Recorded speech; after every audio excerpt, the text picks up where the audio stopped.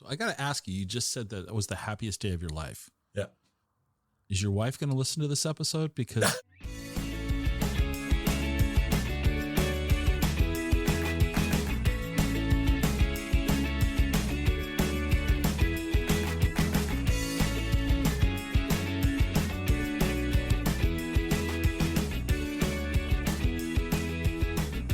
Welcome to the Exploring Washington State podcast. Here's your host, Scott Cowan.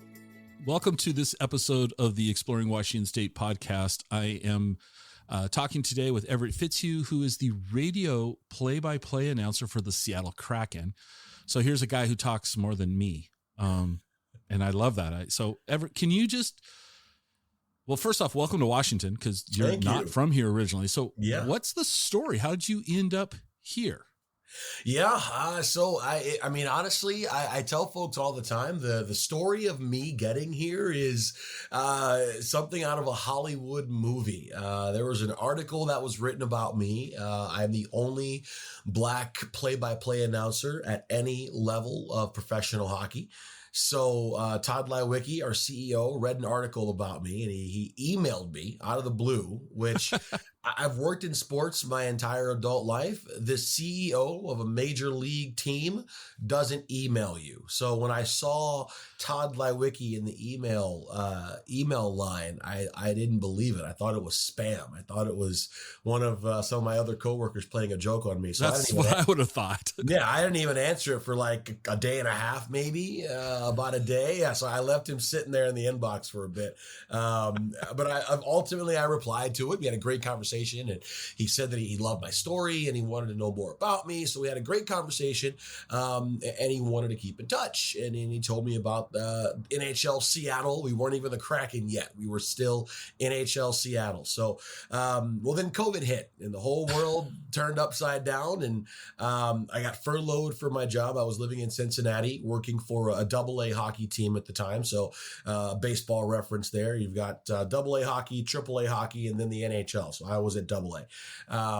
So I'm sitting there, my wife and I, my fiance at the time, now my wife, we're coming back from the grocery store, and she was like, "You ever hear back from that hockey team in Seattle?" And I was like, no, I think we're just gonna, it's a pandemic. They got more important things to worry about than hiring a radio guy. Well, I don't know, again, out of a movie, because we're coming back from the grocery store and I checked my phone, going through my email inbox, and then there's Todd, emailed me again, and he said, "Hey, I know the whole world is going through something right now, but we're still building toward our future. And I want to know if you'd still be interested in a position here. And if so, I'll put you in touch with our people, and we'll start the hiring process." So, the interview process. So once I picked my jaw up off the floor, I turned to Shelly, and I was like, "So remember that conversation we just had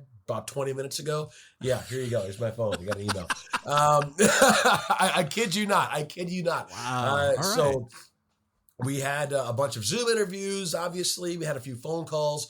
They were gracious enough to fly Shelly and I out here to Seattle for an in-person meeting. I got to meet Todd. I got to meet folks that I would be working with. I got to tour the arena site as it was being constructed. They were trying to sell me on the Kraken or I guess sell me on the NHL in Seattle and sell me on the job. But I'm saying to myself, guys, I should be trying to sell you on me. I'm coming. If you offer me the job, I'm coming. You don't stop digging. You've already struck oil. But your negotiation strategy would have been bad if you would have, Exactly. Yeah. So we get back to Cincinnati, and then July 14th, happiest day of my life. I get a phone call from my now boss, Katie Townsend, and she said, "We'd love to offer you the job." So Shelly and I were sitting on the couch. I put it on speakerphone so she heard it too.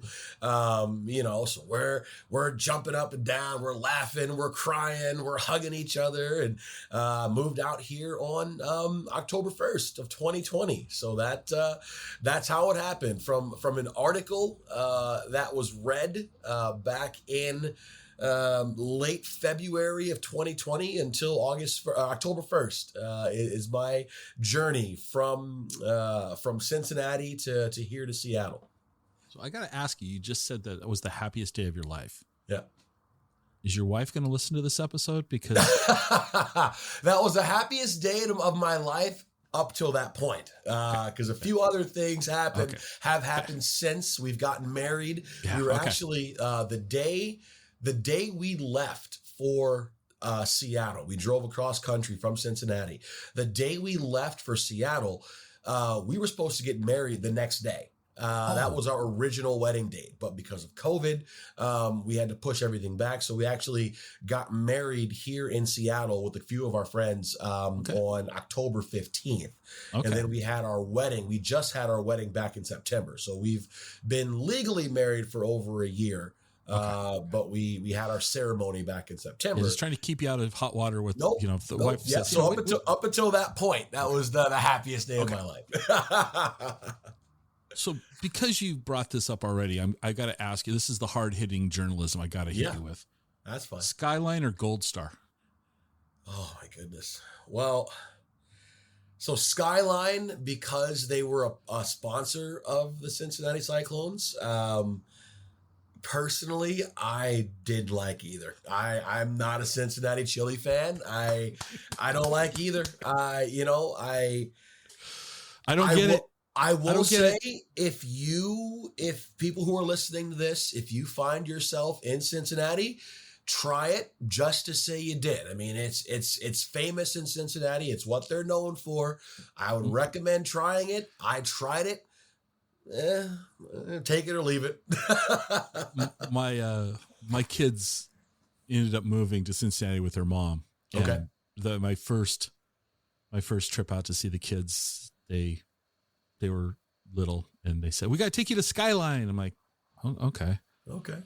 And I'm like, "What is this?" Yeah. And they love it. I mean, they both my kids, well, my son lives here in Wenatchee and my daughter lives in Europe now, but it was so, I'm like, I don't get it. I just don't get it, but it's a Cincinnati thing. When you can drink chili through a straw, I've done that before. It's unique. It's uniquely Cincinnati. Mm-hmm. But it wasn't for me. It wasn't for me. Well, so I did just a little bit of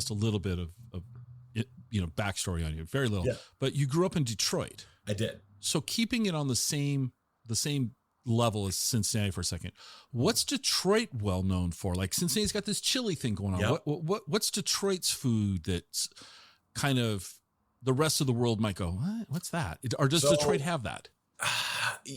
We've got two things. So Detroit has its own version of a coney. Like we've got Coney Islands, which are like New York. So you've got actual length hot dog. You put mustard, onions on it, and the chili, obviously. So you've got that, and then we have the 6-corner square pizza. So if any of you out there have heard of Jet's Pizza or Buddy's Pizza, those are Detroit style pizza places, and it's known by the thick crust around the outside. Okay. Yeah. All right. So see, I told you, I warned you, this could go anywhere, right? That's fine. So I love it. You grew up in Detroit, which is well known for hockey and baseball, but what drew you to hockey?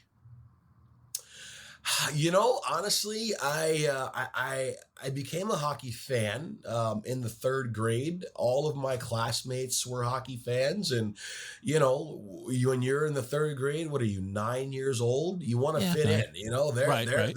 They're hockey fans. I want to be a hockey fan. So I hadn't really paid attention to hockey that much. I still am a huge baseball fan. So growing up in Detroit, most of my formative years were spent watching baseball and listening to Ernie Harwell and the Tigers. I was a basketball fan as well, so I love the Pistons.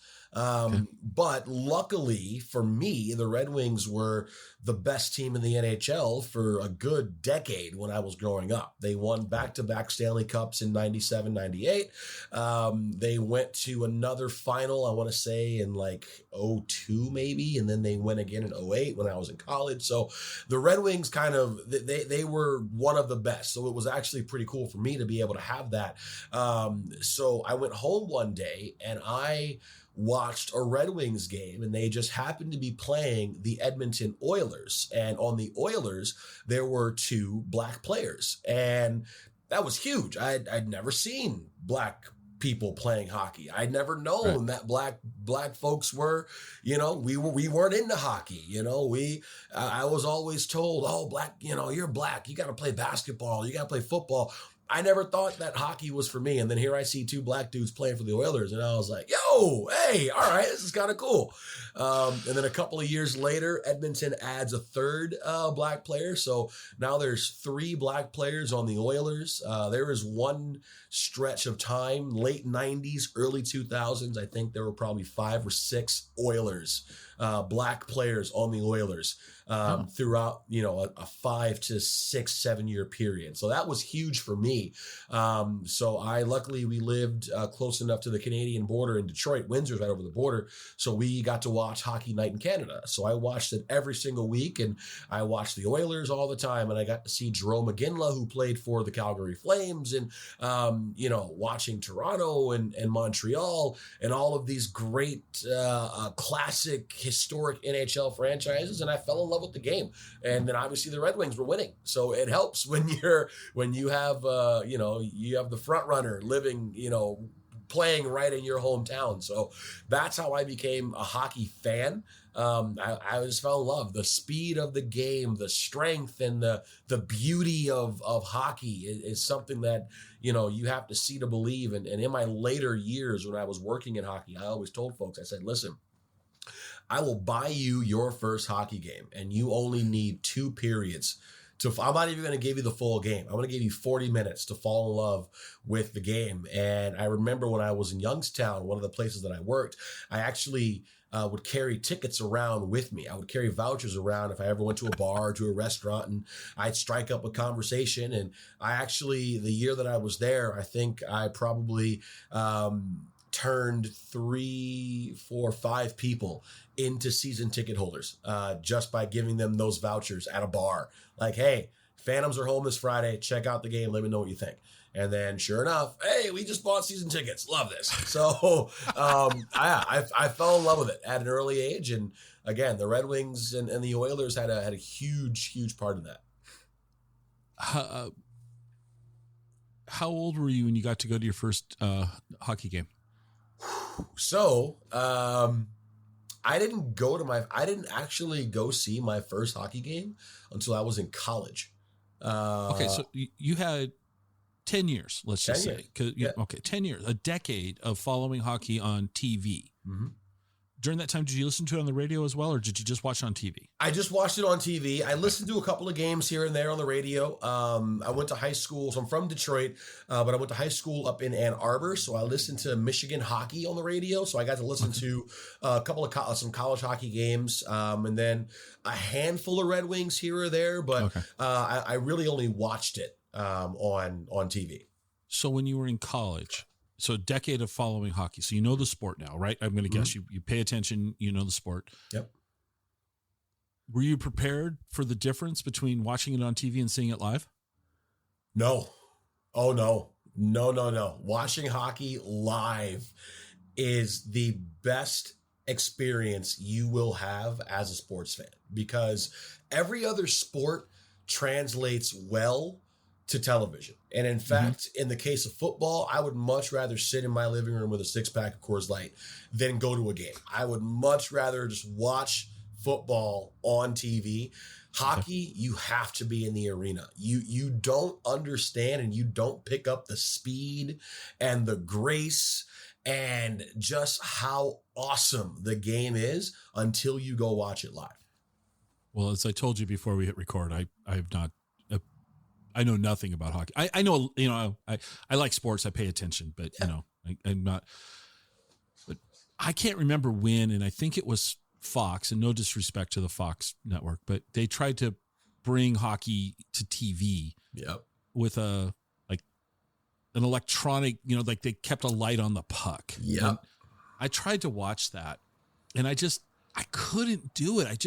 I'm like, I know there's something here. I know there's something that seems cool, but it left me flat on TV. And I feel that same way about soccer. Mm-hmm. So, because once again, I don't get the sport all that well, but a friend of mine took me to a Sounders match. And I walked out there going, wow, that was 90 minutes. That was a whole lot of fun. That was crazy. Yep. So I'm going to hope that my first hockey experience is similar to that in the sense of like, wow, this is really cool. Yeah. Okay. And I can guarantee you it will be. I promise you. And again, a lot of folks have that same reaction.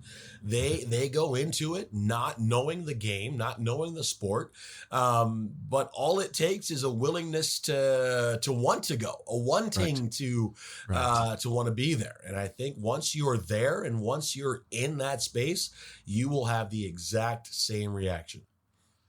This goes way back. This predates me, but my mom, I grew up in Tacoma, south of Seattle there.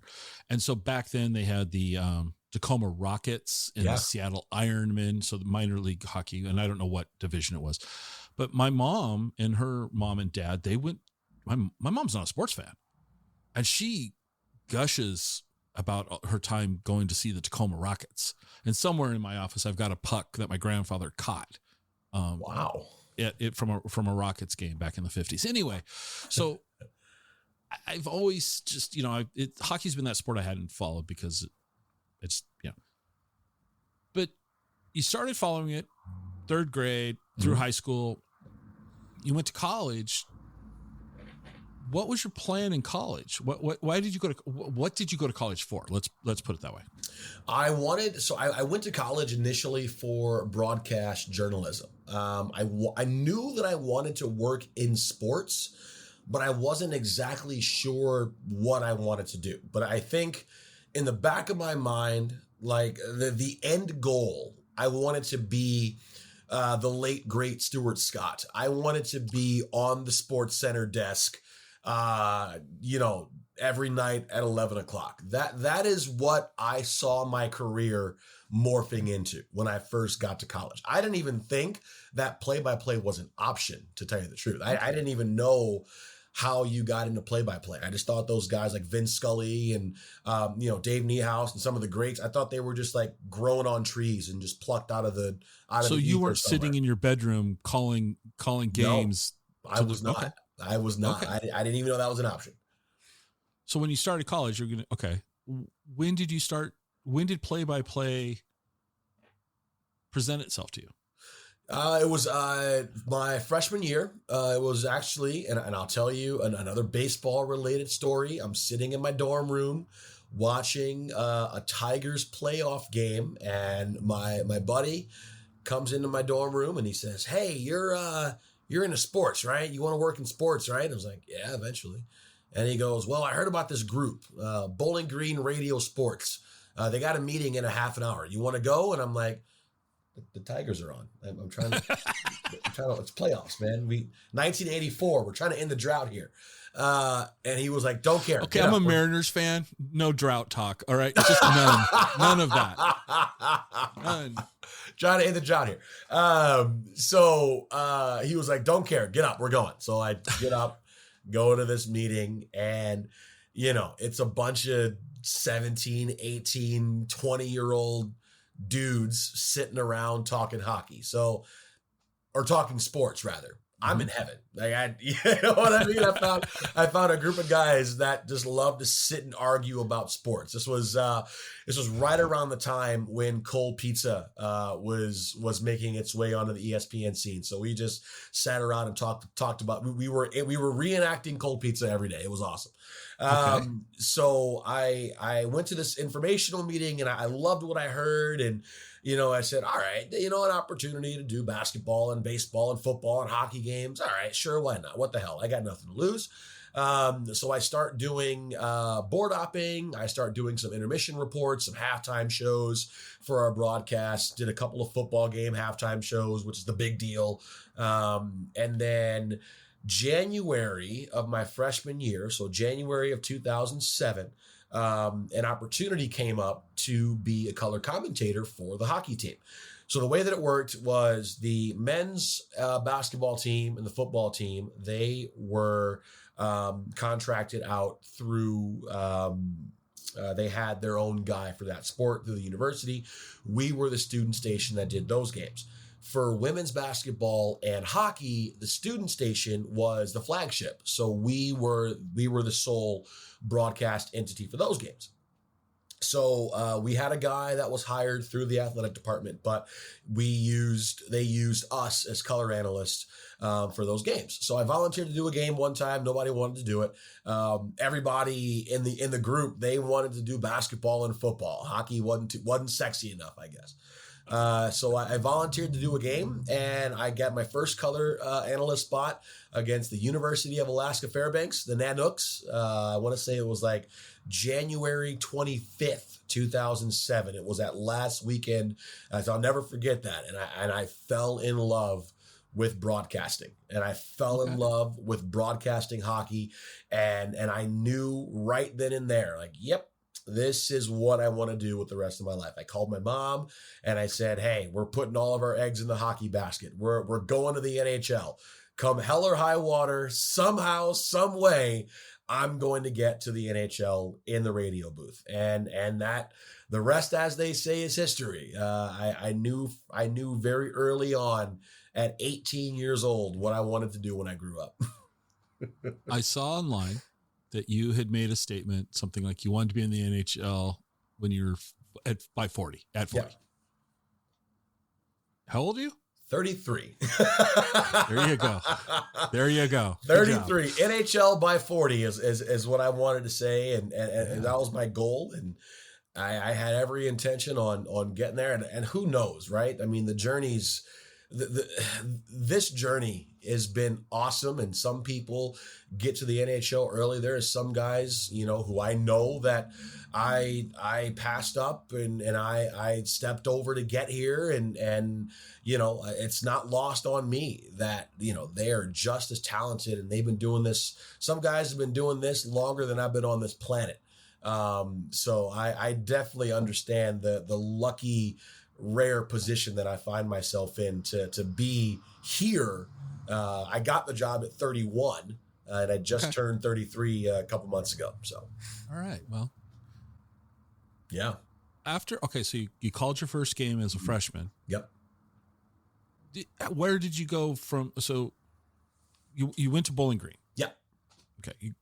Why Bowling Green? Do they have a good journalism department, or? They did. So I went to school for broadcast journalism, which their journalism program was one of the best in the country. And then actually my minor was going to be German. I took a little bit of German in high school. Yeah, I know. I took a little bit of German in high school. I went over to Austria for a couple of weeks when I was a junior in high school for a brief foreign exchange program. Where? So, I got to stop you. And there's a reason. Where in Austria?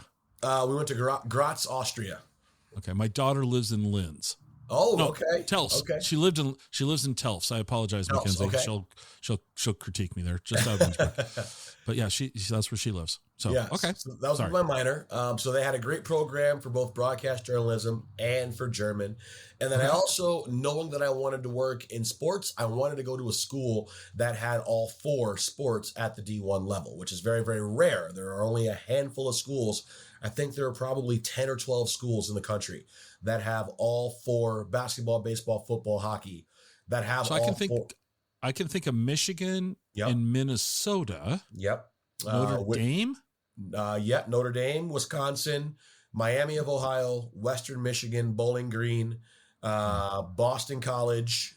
I think I'm missing one. Yeah, but the list, you're right. The list, because I mean, okay. There aren't that many. So I wanted to go to all 4, minimally that had all 4 sports, but if they had them at the D1 level, that'd be even better. So That was my goal. And that's what I wanted to do. So Bowling Green kind of rose to the top of that list. I had a few other schools that I applied for, got accepted to, but I weighed my options and Bowling Green won out. Okay. Yeah. So after college, where'd you go? After college, I went back home for 6 months. I worked at one of these headhunting firms. A desk job from 9 to 5 that I absolutely hated. No offense to people out there who work in desk jobs. It's hard work. Just wasn't for you. It's one for me. Didn't like it. So then I went to Chicago, where I worked for the USHL league office, which is the top junior league in the U.S. So I worked for their league office for a year and a half. I then went to Youngstown, Ohio, to work for the Youngstown Phantoms of the USHL. I was there for a year. And then after that, I went to Cincinnati, which is AA hockey for the Cyclones. So I worked there for 5 years, met my wife, and then now I'm here in Seattle. So my entire adult life has been spent in Michigan, Illinois, or Ohio until I moved out here. So give me a memorable takeaway from your time in Seattle so far. What about Seattle has surprised you? Oh man, there's been so many things about Seattle, but I think the one thing that is surprised me so much. I'm not even gonna say surprised, but the one thing that I've really enjoyed about Seattle is the passion that people here have for everything they do.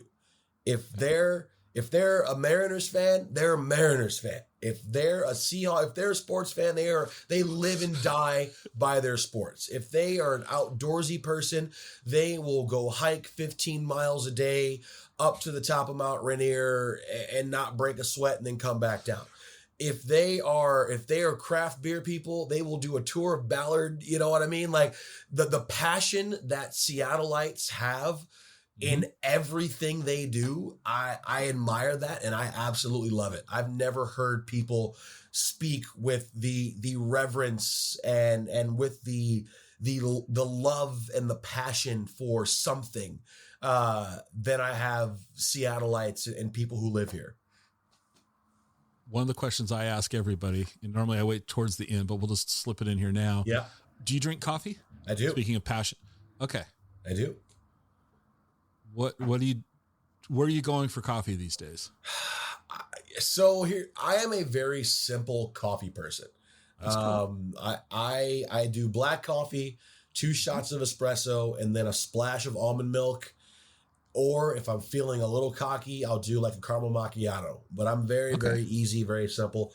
If I'm not going to Starbucks, I know Starbucks, it's in Seattle, but if I'm not going to Starbucks, I'll find like a very small kind of mom and pop roastery or something just to try it out. And there's none of those in Seattle. None of those. I've not found a single small. It's all big corporate coffee.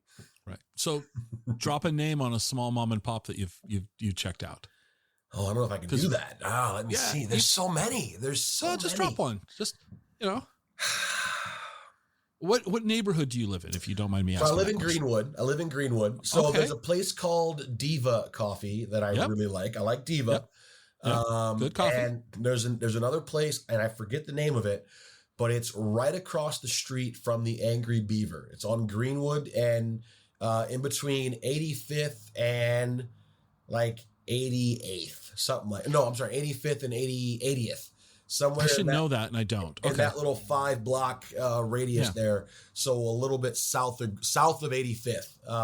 And it's like a little chocolate place. They've got like dynamite truffles, and they also make some pretty good coffee there. And I forget the name of it, but it's right on the corner. I think of like Greenwood and 86th, maybe. I think it's 86th. It's hard to find bad coffee. Yeah, I've not had a bad cup of coffee since in the city. Yeah, it's hard. It's really. Even the Denny's ups their game. Gonna drink diner coffee. Denny's coffee. Man, that's the best in Seattle. Yeah, 100%. It's delicious. Yeah, there we go. The Kraken. Yeah. What was it like that first night? Electrifying. For me, it meant a little bit more because I actually missed the first 5 games of our inaugural season. I had COVID, so I was sitting at home watching on TV. All the lead up, all the build up, and I had to stay my butt on home. So we did Vegas, Nashville, Columbus, Philadelphia, and New Jersey. So I missed those first 5 games on the road. Okay. But the first home game was the 23rd of October against Vancouver. And it was everything that I imagined it and more. And to see the people of Seattle who have been waiting so long for an NHL team and all of the hard work that went in by our staff and our organization to build the building and to build the team and to see them finally rewarded for all of their hard work was remarkable. It was fascinating to be a part of that. I got goosebumps the entire night, even though we lost the game. I think winning that game would have just been icing on an already delicious cake because of everything that was accomplished. As a play-by-play guy, in your opinion, what's the most exciting thing to call in a hockey game? Oh, I think it's got to be overtime. It's got to be 3-on-3 overtime, sudden death. You get 5 minutes. The ice opens up. Rarely do you have stoppages. I mean, you'll go a minute and a half, 2 minutes straight in between whistles. Odd man rushes, 2-on-1s. You'll have 1-on-0s. There was a 2-on-0 breakaway that we had, and the goalie saved it. But you're just, what a big save! You just go insane watching 3-on-3 overtime. So I think 3-on-3 overtime has to be the most exciting aspect of a game for me to call. I wish that the Kraken were on the other end of a lot of the overtime games. Unfortunately, I think we're 2-5 this year in overtime games, but I love the 3-on-3 overtime. That's probably the best part. Or last minute of a game, third period, you're either up by 1 or you're down by 1 and you have to tie or preserve the lead. And that last minute of the game is some of the most exciting hockey you're going to see. Is there a team that the Kraken haven't played yet that you're looking forward to calling the game? Full disclosure, I don't know if you've called a Detroit Red Wings game with the Kraken yet. Okay. So that might've been the answer, but yeah. So what was that like? What was that like calling the game against your childhood team?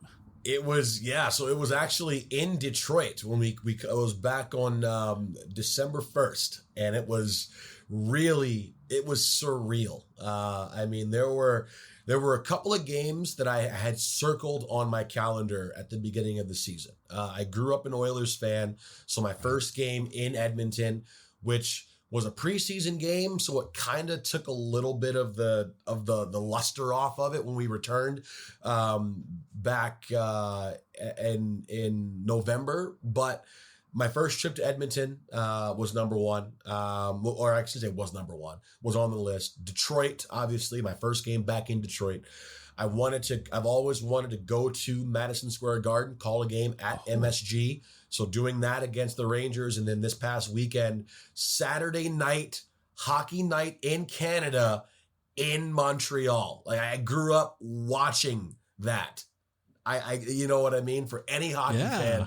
So that was cool. So those 4 games were the ones that I've circled on the calendar. But going back home and calling my first game in Detroit, my mom was there. I got her a Fitzhugh Kraken jersey. And her and I hugged before the game. I'm actually a very emotional guy. So I cried in my mom's arms because I was like, your baby boy made it, he's calling an NHL game in his hometown. And, it was cool. It was so cool. That's so cool. I had about 15 or so, 20 family and friends there calling the game. And yeah, it was great. It was so cool to be able to go back for the first time and call that game. And John Forsland, who's our television guy, and JT Brown, everybody, they were cracking jokes. Hey, how was the parade today? How was the Fitz parade? I was like, that was great. No, you missed it. 11 o'clock in the morning, march right on down Woodward. So no, it was great. It was great. And plus, it was my mom. My mom had recently celebrated her birthday as well. So I got to go out for dinner for her birthday. So just that whole week, that whole day, was great back home in Detroit. So I that was my most memorable game of the season for me. All right. So have you called games now in every NHL arena yet? Not in every arena, but I've called games against all but one team. So who's the holdout? The holdout is Jersey. I would have went to Jersey, but it was that first trip of the year that I had COVID. So the Devils come to Seattle later in April. So once the Devils come in April, I will have broadcasted against each of the 31 teams. All right. So now I'm going to ask you to dish dirt. Oh, yes. Because I'm going to guess as the radio guy for the visiting team, every booth is amazing. Oh, yeah. No, what's the worst booth that you've had to call in? I mean, as far as I don't mean it in a bad way, but like, is there one that they put you in like a little closet space with a terrible view, or are all these arenas now so nice that even the away team gets good stuff? As far as the space itself goes, there really isn't a bad space. Anaheim and Florida are a little cramped, like they're a little tight.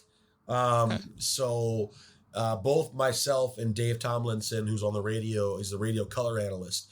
We both kind of have our own little setup. We've got our own papers and laptops and stuff. So, it can be a little bit hard to spread out in those two booths. I think Florida, Florida, and at least the ones that I've been to, because I haven't been to Nashville, Columbus, Philadelphia, Jersey. So I haven't been to those yet. Yeah, I haven't been there yet. Yeah. But I would say as far as the space goes, just about every booth is pretty good. As far as the view goes, I don't like Vegas because you're up and you're back in the corner. Pittsburgh, you're up back toward the corner. Edmonton, you're calling the game from Red Deer. Like you're way the hell up there in Edmonton. But you're close to center ice, which is fine, but you're very, very high up there. And then the Islanders, which is a brand new building that OVG, the same company that built our building, beautiful, beautiful building. The press box is awesome. But the only problem is they tried to recreate the old Coliseum. So they kept the very low roof, but as a result, you can't see the scoreboard because you've got a bunch of girders in the in the way. But that said, you can still see the ice pretty well. You're kind of in the corner for the visiting team, but you can still see the ice very well. But that place was okay. But yeah, other than that, I mean, every booth does have a redeeming quality to it. Okay. But like I said, all these buildings now, they're so state of the art. They're so brand new. You're not going to find a truly bad view. I was hoping you were going to, be able to dish dirt on somebody. Well, like I said, the ones that I mentioned where you're up, you're back, and you're either in either corner, that's a little rough, especially because places like Seattle and Detroit, and New York, the Rangers, and Montreal, Toronto, you're right over the ice. They're in a gondola style, so a Calgary as well. Like you're standing right. I could probably drop my pen by accident and it ends up at center ice at some of these buildings. Oh yeah, some of these buildings you're right on top of everything, and then others, you're up and back. So okay, you're the first Black play-by-play announcer in the NHL. Mm-hmm. But you were also part of the first it happened last month. Yes, JT Brown and I we were part of the first all black television play-by-play broadcast in NHL history. So JT Brown is our color analyst on the TV side with the legendary John Forslund. John had a national assignment the day before, and getting back over the border, we were in Winnipeg. So getting back over the border and with layovers and all that, he wouldn't have been able to get into Winnipeg until like 4:00 in the afternoon. And it didn't make sense on that regard. So JT, he gave his blessing to allow JT and I to call that game, which was so much fun. I'd never done a TV game before. You've never done TV before? No, okay. I've been solely radio. I've done one television broadcast, and I wasn't even play-by-play. I was the sideline reporter for the ECHL All-Star game back in 2018. So how'd you? I mean, what about TV? What about that TV experience was something that you didn't expect? So when you do, excuse me, when you do, radio, you have to call everything. You're painting, on a blank canvas. With television, you can see what's going on. You see the picture, you see what's happening. So for me, I had to remind myself, hey, you can lay out a little bit. You don't have to say everything that was going on. And, I'm not going to lie to you. That TV game was probably one of the more stressful days that I've had, simply because of, it was such a big opportunity, and it was something that was historic. But also I was doing something completely different. I'd never done TV play-by-play before. So, but I thought the first period was okay. And then personally everyone else said, oh, it was great. We loved it. You did fantastic. You are your worst critic. So sure. I'm saying to myself, no. But second period I thought was a lot better. Third period we were rolling after that. So, but it was really cool to do that with him. Him and I have actually become close over these past 8 months. We travel together. We're calling games together. We're both Black men in America, Black men in hockey. So we share that experience and those experiences together. So, him and I have become pretty close. So to be able to call a game with someone that I now consider one of my good friends is, how many of us get to say that? I get to go to work with my good friend every day. Not a lot of us. Yeah. So that was fun. Did you go and watch yourself? Did you go watch the show after? I mean, so you sat down, your own worst critic, you watch it. Yeah. Painful. That'd be weird. That'd be weird. It was. Yeah. I went back and watched it. At the end of it, I kept saying, and luckily, you're only on camera for all of 4 minutes, the whole game, because when you're doing play-by-play, like they're not watching you, they're watching the game. You're just adding the context to the picture. So I wasn't worried about being on camera, but I just think, I go back and listen to a lot of my radio games that I do. I'll take 5-10 minute snippets and I'll just go back and listen. And, I don't like to, I'll just pick random segments because that one sounded really, really good. I'm going to go back and listen to that one. Well, no, I know I did well this time, right? So let me just pick a random spot. But I went back and I sat and watched the whole thing end to end. It was painful. Again, I don't like watching myself. I don't like the sound of I don't like listening to myself, even though I never shut up. But I went back and I remember saying, I was like, all right, definitely can improve. It wasn't, as nuclear as I thought it was, because again, in my mind, I'm saying to myself, oh God, oh God, oh God, oh God, oh God. But when I went back and watched it, I was like, oh, all right, this was actually That's pretty good. Okay, it's a good foundation. I'm not there yet, and none of us are, right? None of us are perfect. But I went back and I watched it and I said, okay, this is not. I need to give myself a little bit more credit. This wasn't as bad as I thought it was going to be, and so that actually was kind of surprising. But again, you are your worst critic, so everyone's, oh no, what are you talking about? You did great, you did fine. I'm like, stop blowing smoke. Like, you can be honest with me. It's fine. No, I am. You're fine. And I was like, well, I don't know. I don't trust you. But I went back and watched it, and it was actually pretty good. So the Las Vegas Golden Knights have ruined hockey for the expansion teams. Those guys, because they win the Stanley Cup.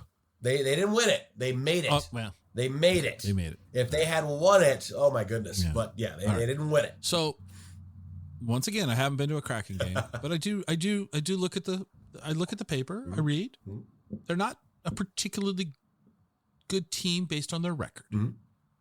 but they're an expansion team. Shouldn't be surprised. Other than Vegas, Vegas has teased everybody. Well, get an expansion team. You'll win immediately. They screwed it up for all of us. What's it like calling this expansion team that's trying to find its identity? The only word that I can use is it's an honor. It's an honor to be able to be a part of history, and to be able to be able to lend your voice to the 32nd team in the National Hockey League, and in my opinion, the last expansion team that we see for a very long time. I can see teams maybe moving to another market. I know Houston's always been popular and other places, but I don't think we're going to go over 32 for a very long time. So it's an honor to be able to be on the broadcast every night. And you're right, the record isn't where people would like it to be and where people would have thought it was going to be. But I can tell you that this team works as hard as any other team you're going to find in the NHL. And I can count on one hand the number of times since the turn of the calendar, since the first of the year, I can count on one hand the number of times where I've said, all right, yeah, this team, they were the worst team. They weren't the best teams tonight. Or yeah, they played bad. They didn't deserve to win that game, right?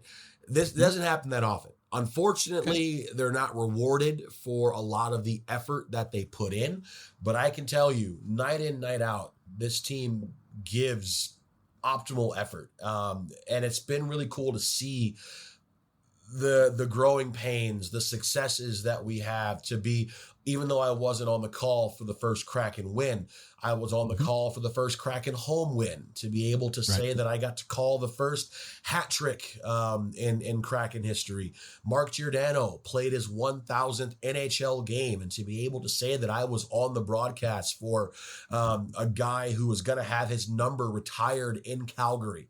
And we're going to be able to celebrate his 1,000th game coming up on Wednesday. So it's been an honor to be able to be here for this.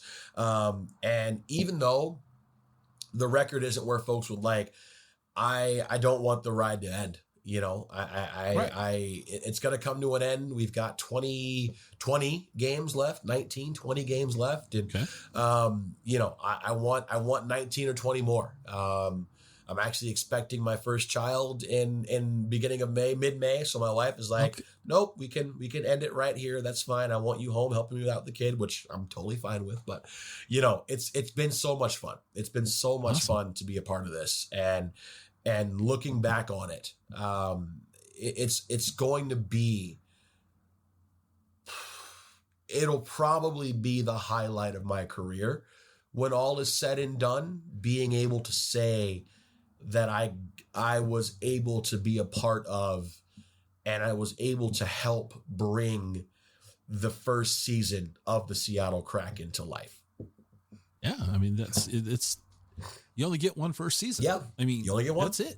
Everybody gets And one. No matter what the record shows, whether it's good or bad, it's everybody, at least in every other sport I follow, you go back and you look at, unless you're a Mariners fan and then you just kind of like hang your head and you don't want to talk about anything. But, or a Lions fan. You could also be a Lions fan as well. Oh. Yeah. Yep.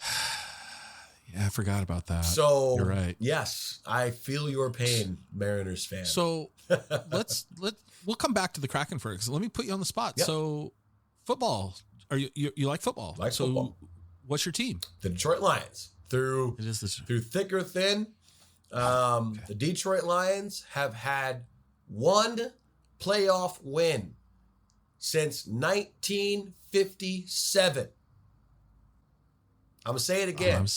The Detroit Lions have had one playoff win since 1957. We have not gone to a Super Bowl. We have not gotten out of the first round of the playoffs since 1992. I was 3. We beat the Redskins, now the Commanders, in the wild card game, and then proceeded to get mollywopped the next week. So the Super Bowl hurt, huh? No, it didn't. Okay. Because I was happy for Matt Stafford. Okay. Because now I wasn't doing all the gymnastics that a lot of my other hometown brethren and sisterin were doing.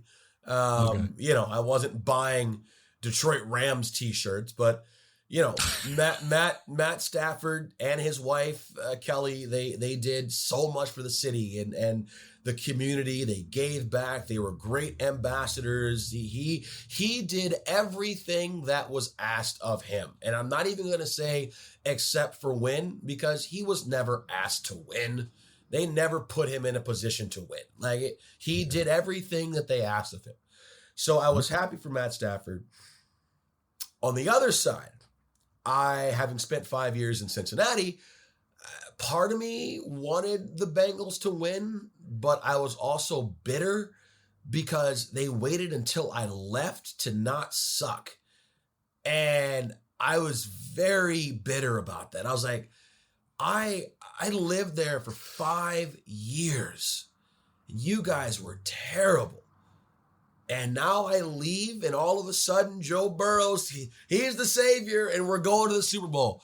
If they had won that Super Bowl, I was going to book a ticket to Cincinnati, and I was going to celebrate with my friends. I still got a bunch of friends, lifelong friends in Cincinnati, that are, probably in the running to be the godparents of my child.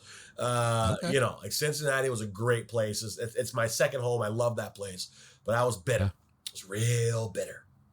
All right. It's real bitter. Baseball? Are you Tigers? Tigers fan. I was a Tigers fan, and I'm not saying this because I live in Seattle and I'm trying to make friends. I've actually been a Mariners fan as well. Like, my backup American League team growing up was the Seattle Mariners. So as long as the Mariners and Tigers weren't playing, I was rooting for the M's. So I consider myself pretty lucky that I get to live in Seattle because I've always been a closeted Mariners fan. All right, I asked my questions out of order. I got back up to football for a second. Yeah, you're a Lions fan. Yes. Your arch nemesis team. What's the team in the NFL that you're like, I just can't? Like, I wish them no good professional luck. The Green Bay Packers. Okay. The Green Bay Packers. Okay. So like, you can't root for them no matter what. No, don't care. Okay. And it sucks because I love cheese. And I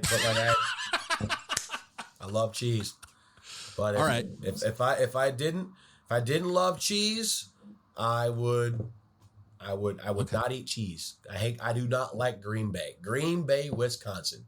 No, thank you. Okay. Yep. So the flip side of that on baseball, what's the arch nemesis for baseball? Cleveland. Hey, Cleveland, the Guardians. Now they were the Indians. Don't like the Guardians. Don't like them. I'm actually just like, so growing up in Detroit and then spending most of my life in Ohio, right? Right. I'm a Michigan fan, Michigan football, Michigan basketball. I wish nothing but bad things to Columbus in Ohio State. A lot of my friends are from Cleveland, and I don't like Cleveland. The Guardians, those are that's my nemesis baseball team. All right. Yep. I got to ask now, basketball. Pistons fan? Pistons fan? Let's see. But now, see, the Pistons haven't been good for a while. They've not been good for a long time. I was around. I remember when they won the championship in 04. So I was going into my 03, 04, 04, 05. I was going into my junior year of high school. And that was actually a pretty cool experience for me because, you know, when the Red Wings won the Stanley Cup, I was 8 years old. I was 9 years old. I really didn't get to, you know. You're a kid. I was a kid. I was a teenager when the Pistons won. So like that was the first championship that I'm like, oh man, like I remember what happened. Like I remember watching the games and I could tell you, you know, Ben Wallace and Chauncey Billups and all, like I remember everything about that team. So that was an exciting moment for me. So the Pistons are my favorite team, but you're right. They're not that good. Well, I don't have a basketball team anymore. There, you know, we have hope. It's a matter of when, not if. It's been a tough year to be a Seattle sports fan. I know, but hey. So what's the nemesis in the NBA? The dreaded. Oh, you know what? I didn't really have. Okay. If I had to pick one, it'd be Cleveland. It'd be the Cavaliers. LeBron. Okay. As all my friends in college are LeBron fans, and like LeBron was a savior. LeBron. I don't like Cleveland. The Cavaliers are the one team I don't like. Yeah. Okay. The Cavs. Okay. I won't ask you about hockey because you're a professional. You have to call them fairly. Looking forward in the Kraken's future. Yeah. What are you excited to see? Kraken going into the Stanley Cup, of course, that'd be amazing. But what other sorts of milestones are you looking forward to experiencing with the Kraken? I'm looking forward to Seattle becoming a hockey town. And what I mean by that is I lived in Chicago when the Blackhawks won the Stanley Cup back in 13. Okay.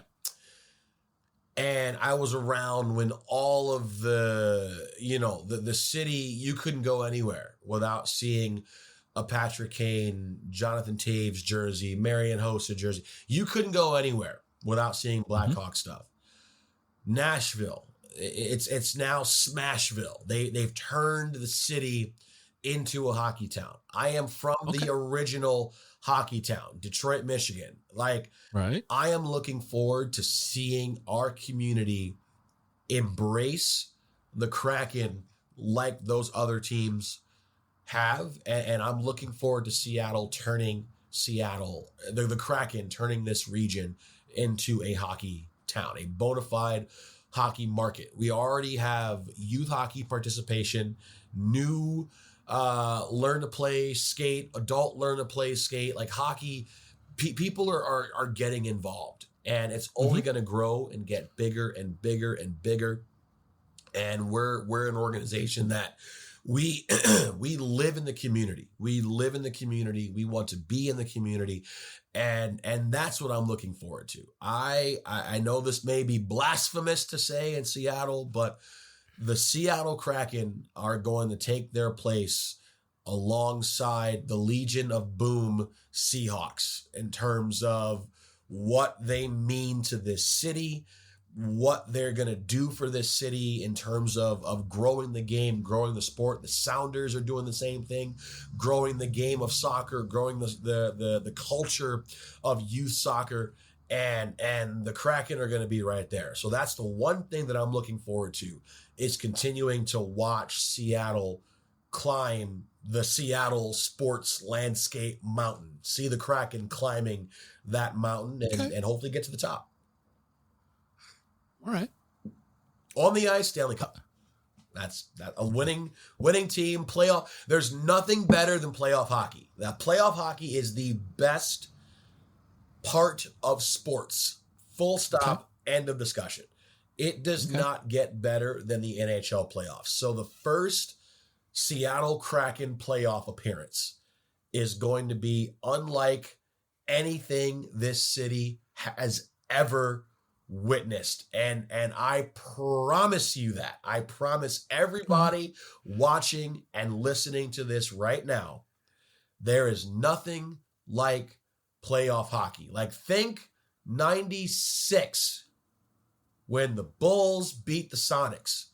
And was it 96, 97, whatever it was? Are you trying to make friends here? No, I'm saying, but I'm saying, imagine, like, remember the passion and the excitement that was here in the city during that run. Yeah. Now multiply it by 10. That's the NHL playoffs. All right. And I'm excited. Hypothetical question. Yes. Completely hypothetical. You could call any sporting event in history. What would be like for you? What would be like the ultimate, like if you could be there witnessing it, what would it be? Any sport, anytime. Man, that is a really, really good question. I would probably have to say, am I broadcasting it or am I just there watching it? Well, I'll give you both. Okay. You can do one of each. If I'm watching it, it would probably be 2010 gold medal game in Vancouver, US, Canada. Sidney Crosby, the golden goal in overtime. Being able to watch a team win an Olympic gold medal on their home ice. Oh my God. And the only reason why I don't put that as a game that I would want to broadcast is because as an American, I don't want to broadcast that game because we lost that game. So, but that would probably be the one game that I would want to be at, would be 2010, seeing Canada win gold on their home soil. That was, as a pure sports fan, that's probably the one that I would want to see. As far as calling a game goes, oh my goodness. Yeah, there have been so many. I would probably have to say, I don't know, man, that is a very tough one. All right. I would say if I could broadcast one game, I am a proud alum of Bowling Green State University. I love my Falcons to the ends of the earth and back. So 1984, Lake Placid, New York, 5 overtime national championship game against the University of Minnesota Duluth. Bowling Green wins their one and only championship in school history in any sport. Okay. That would be the one. That'd be the one. All right. That'd be fabulous to call in it. All right. We'll wrap this up, but what about the Kraken has surprised you this year? I mean, in general, your whole experience here, what has surprised you? What's been like, wow, I didn't expect that. Was it the coffee in the play-by-play booth? Hey, it's good, strong coffee, the way that I like it. We actually, outside of the radio booth, we have this candy bar. So there's like peanut clusters and gummy worms and Sour Patch Kids and all types of stuff, and it's awesome. Let's see, the one that's surprised with the Kraken. I think the thing that surprised me most about this team is just how much they enjoy playing for the city of Seattle.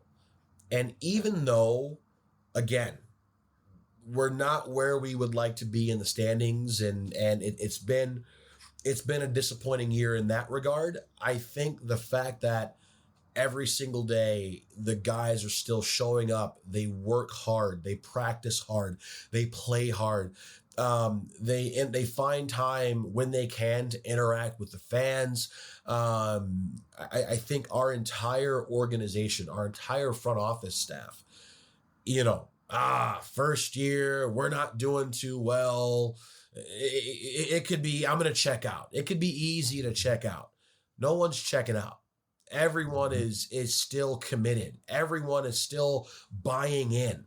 We're looking forward to bigger, better, brighter in the future, but they're still living in this inaugural season moment.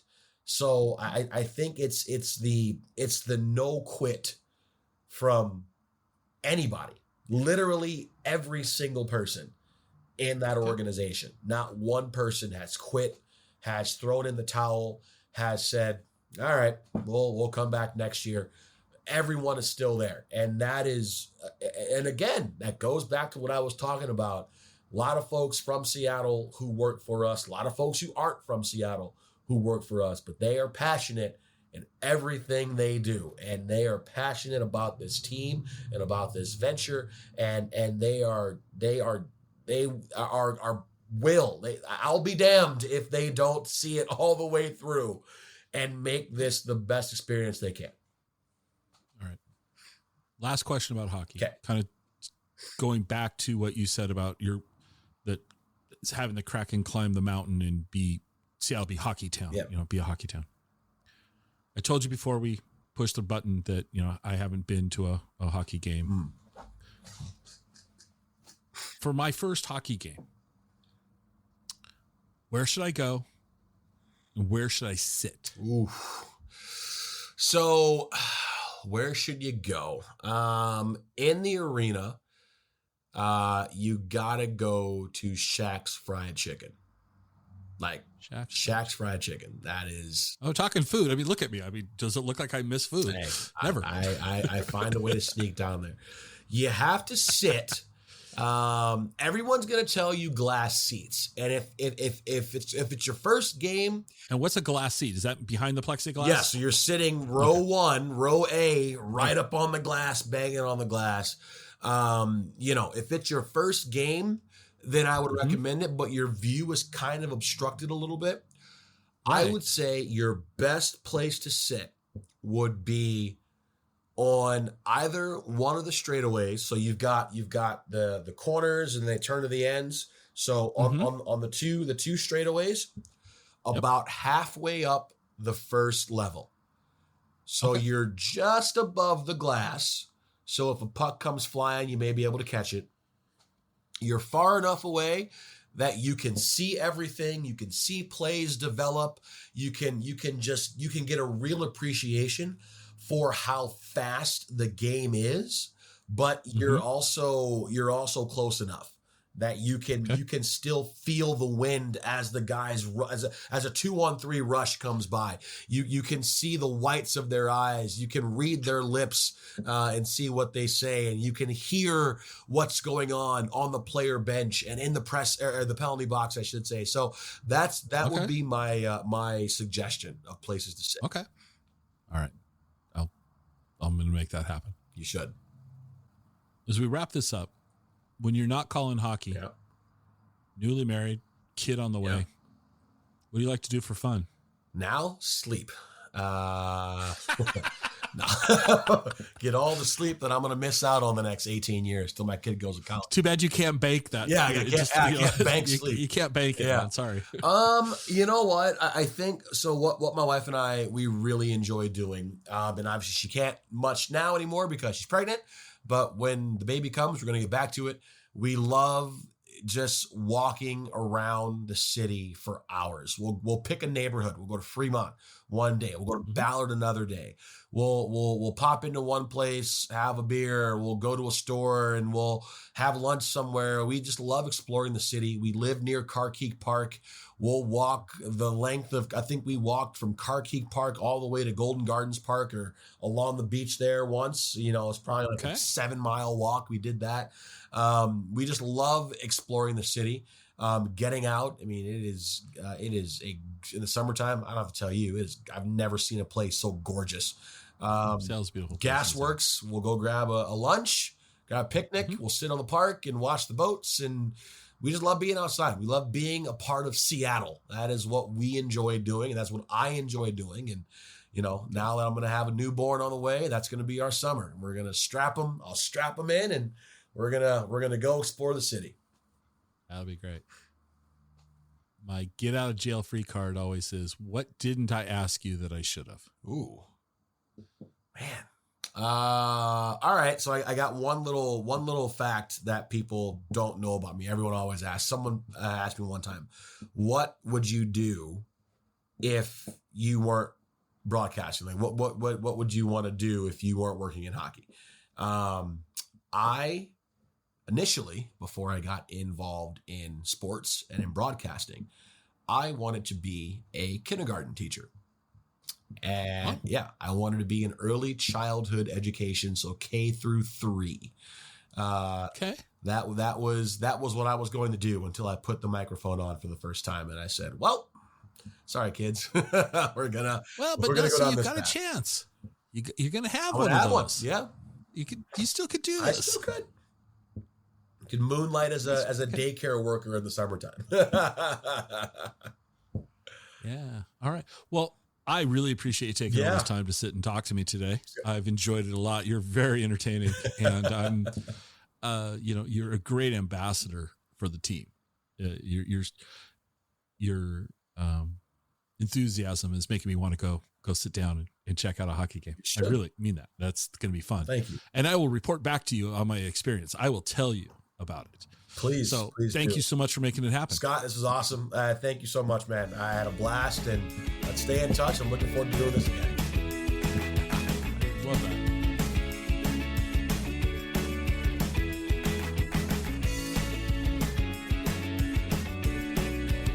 Join us next time for another episode of the Exploring Washington State podcast.